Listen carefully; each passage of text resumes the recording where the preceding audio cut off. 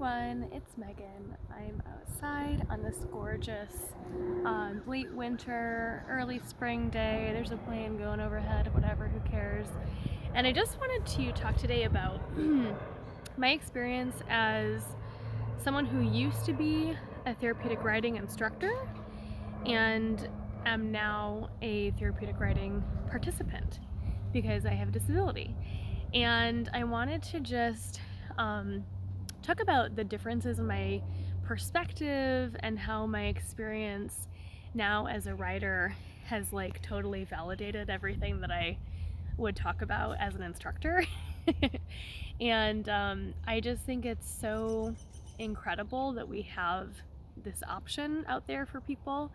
And I'm really, really, really grateful that I'm able to utilize it in my own just life journey. I won't even say healing journey anymore, or recovery journey, because my disability will just always be something that's with me, and that's okay.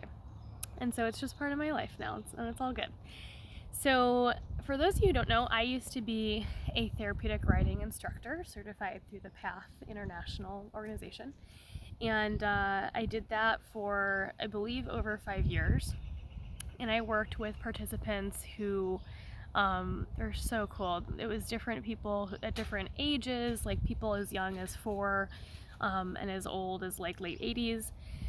And then different like abilities and physicalities and presentations in those disabilities. So people with Down syndrome, people with like dementia, anxiety, depression, so like a range of people on the spectrum as well, and just a range of like people who were totally physically able-bodied, but maybe there was again some anxiety or depression going on mentally, and then ranging over to people who use like walking aids and mobility aids and wheelchairs and things like that.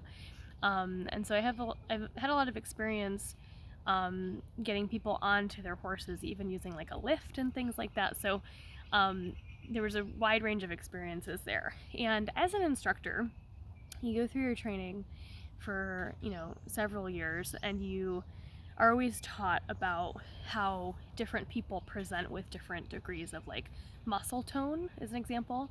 So some people, for example, with like Down syndrome, oftentimes they have low muscle tone. So when they're on the horse, they're a bit more like flapsy mopsy, they're kind of all over the place, they're kind of working on strengthening and balance.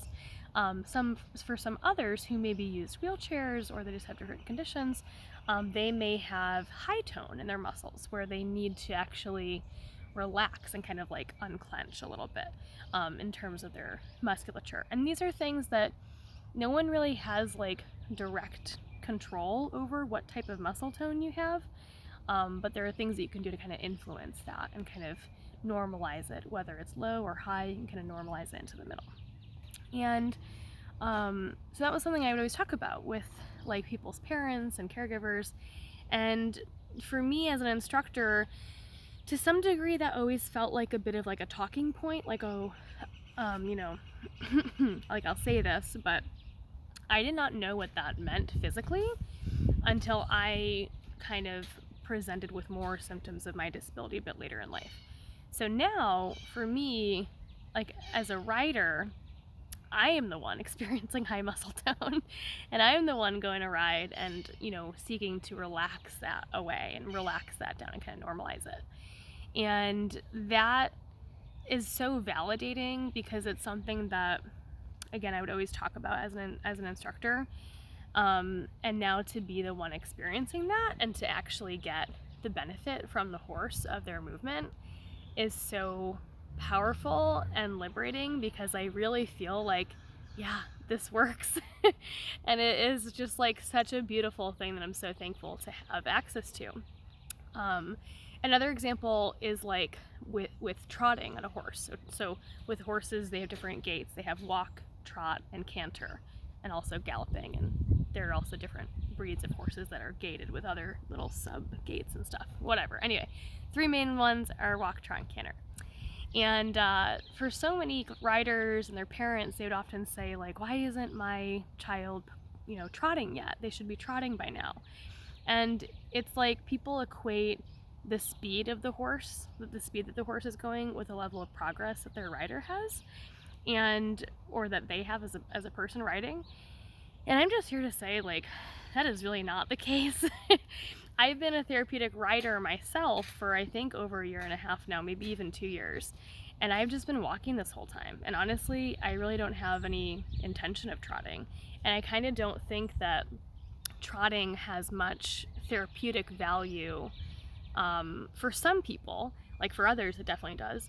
But it's very circumstantial and case by case. And for me, in my experience, trotting would really just be kind of like a hindrance to my progress because I'm always seeking to like relax and release. Whereas trotting would definitely require me to like be more like on and like again just more intense, and that's just not what I need. But again, that was just one example where it's like that's kind of like a misconception. And as an instructor, I would always remind people, you know, the speed of the horse does not equate to the progress of this person or like to your progress as a rider. And I really, again, just feel validated in that now as a rider myself. I feel like I get so much benefit just from walking on the horse and just doing my stretches. And it's something that can't be emulated by any other physical therapy. Like I've been to physical therapy, I go to the therapy pool multiple times a week. I do all kinds of stretches and workouts and things like that, and to keep my body functional and, you know, functional is really the word that I'm looking for here. But yeah, riding is just unique because horses, their walking pace has a very similar like left and right, forward and back movement as humans when you're walking through your hips. And so to be able to be on a horse is kind of the next best thing, and it helps to really engage both your hips and legs and back muscles, literally every muscle in your body in a way that you can't quite get through other means. So it's beautiful. Finally, I want to touch upon the mental health component of therapeutic riding as I kind of get to this time limit here on my phone's memory storage. It is so unique because with therapeutic riding, it's you, your instructor, the horse leader, and sometimes you have two people on either side of you or one person on either side of you who's called a sidewalker. I don't have any sidewalkers because I have enough mobility and balance and strength that I don't require that as a need and as a support need, but I do have a horse leader. So his name's Brent, he's awesome. I worked with him for many years as he was a volunteer, but now he's my horse leader. And so Brent will lead my horse, and I'm up there just focusing on balance. So I'm not needing to keep track of, you know, the horse's speed, stopping and going, steering, anything like that. I'm just there to focus on my like physical balance.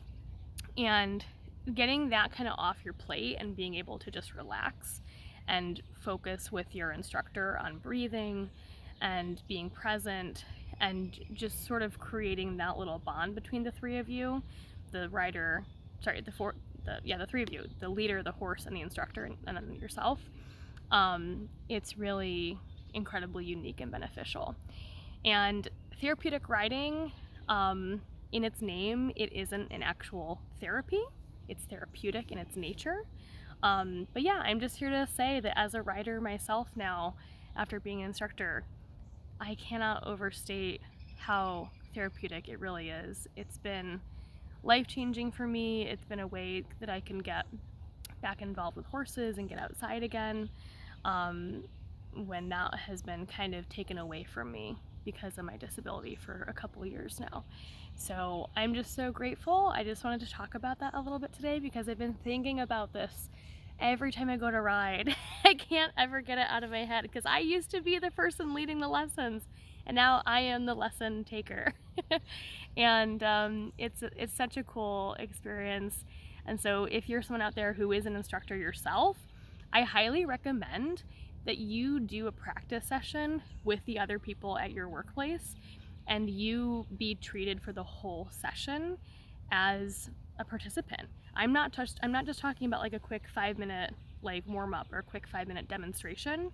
I'm talking about like an actual session for you, and then maybe the next day for your coworker, like so that you can really experience the benefits that we talk so much about for yourself, because it's so transformational.